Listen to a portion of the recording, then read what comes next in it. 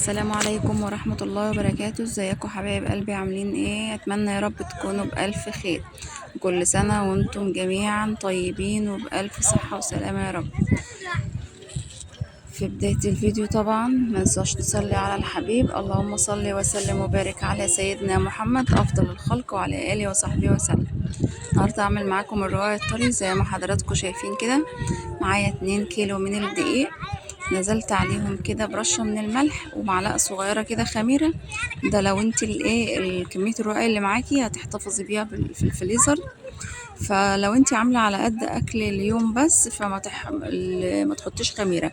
كده كده الرقاق مش بيحتاج خميرة، بس لو انت عاملة كمية بتحطي خميرة عشان يفضل معاكي طري طري كده وما يكونش مفتول، يعني فاهمين ازاي؟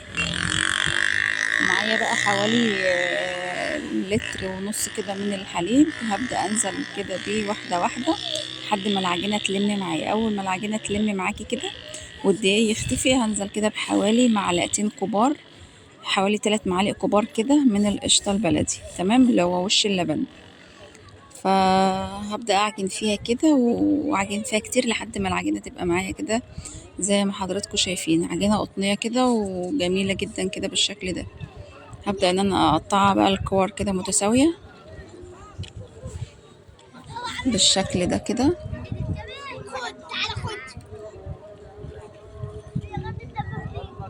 خلص كده الكمية اللي معايا بنفس الطريقة، وهحاول كده ان العجينة كلها التقطيعة بتاعتي كلها تكون قد بعضها. العجينة ما شاء الله طالعة معايا طرية وجميلة جدا، وان شاء الله يطلع معايا زي الفل. طبعا عجينة الرقاق مش بسيبها تخمر، انا مش بسيبها تخمر يعني، وانا حاطة فيها معلقة خميرة صغيرة بس مش هسيبه يخمر. على ما انا اجهز حاجتي كده اللي انا هبدأ بيها واولع الفرن بتاعي يسخن، ابدأ كده ابطط فيها.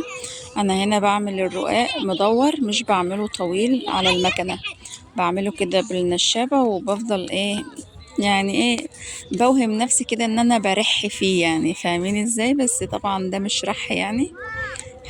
احنا نروح فين في الرح اللي الناس بيعملوه؟ ما نجيش جنبهم حاجة طبعا. فانا بحاول ان انا افرد العجينة كده. العجينة ما شاء الله معايا جميلة جدا وطرية، فبتتفرد معايا بسهولة. بفردها بالشكل ده كده. بفردها الاول بالنشابة اللي معايا دي من الاطراف، وبحاول اسيب الناحية اللي في النص، الجزء اللي في النص يعني يكون سميك معايا، علشان وانا بعملها بايدي كده ما تتقطعش مني من النص، وما تكونش رقيقة يعني وتتحرق معايا كده في الفرن وكده بالشكل ده كده. وببدأ بقى ان انا افردها كويس جدا على حسب ما سمك العجينة ما تكون معايا مناسبة. اول ما تكون معايا مناسبة ببدأ ان انا الفها كده بالمناسبة اللي معايا، بعملها اللي انا عاملاها نظام مطرحة دي عشان انا ما عنديش المطرحة المدورة.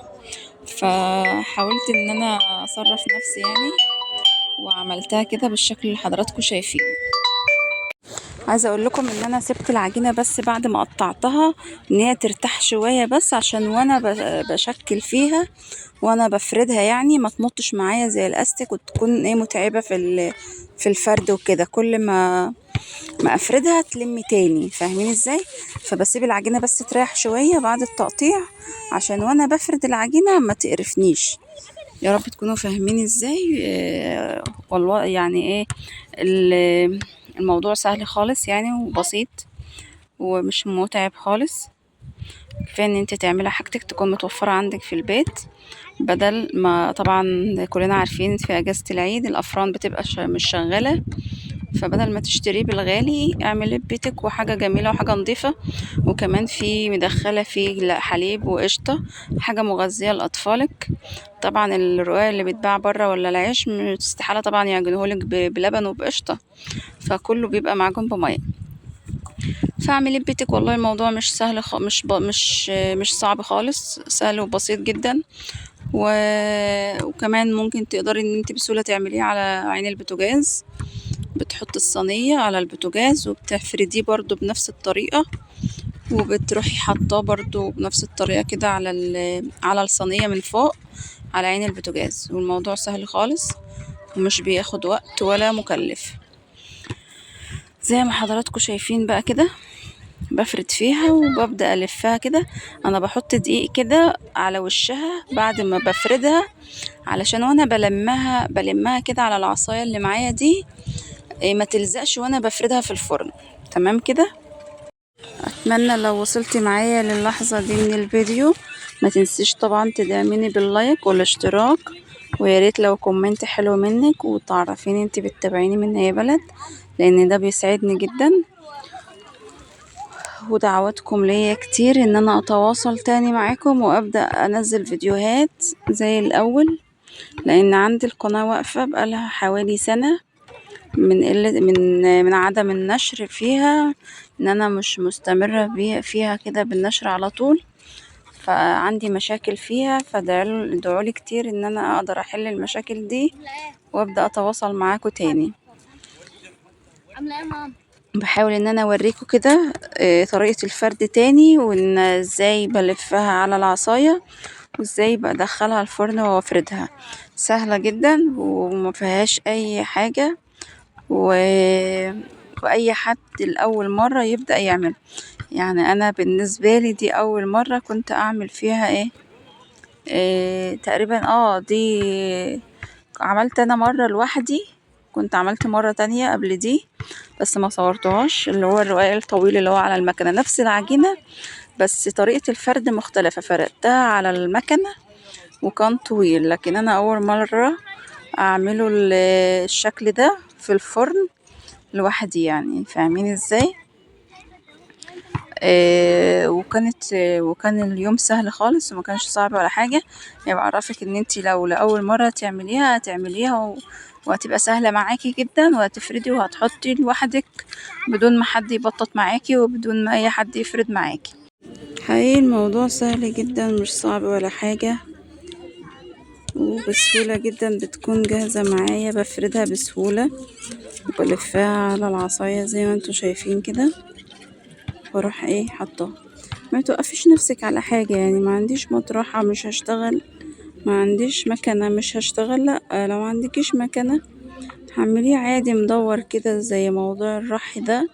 بس طبعا احنا ما نجيش حاجة جنب اللي بيعرفوا يرحوا، يعني زي ما قلت لكم. ربنا يديهم الصحة يا رب جميعا.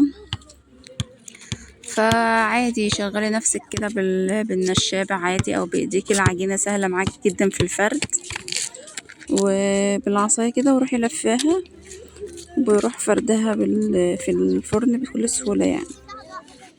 بس كده شايفين الرقاقة طالعة معايا عاملة ازاي، ما شاء الله، بألف هنا للجميع يا رب. طبعا انا عملته عبيته في اكياس ونشفت كده كام واحدة، بحيث ان انا اعمل بيها الرقاق المغرق كده بتاع العيد زي ما انتم متعودين طبعا. بدل ما نشتري الرقاق الناشف ده جاهز اللي هي العلب المغلفة، لا سهل جدا تعمليه بدقيق ومية. فانا طبعا مش هعمل عجينة تانية بقى، فهي كانت من نفس العجينة، فرقيته بس شوية، عملت رقيق شوية اللي هما شوية الاخر، الكام واحدة الاخرين يعني. يعني حاولت ان انا اكبرهم شوية، افردهم شوية، خليها رقيقة شوية وانشفها في الفرن عشان تكون معايا ناشفة تنفع معايا لصينية الرقاق باللحمة. وكل سنة وانتم بألف صحة وسلامة يا رب. عاد عليكم الأيام بالخير واليمن والبركات وانتم في أتم صحة وسلامة. أشوفكم على خير الفيديو الجاي. سلام.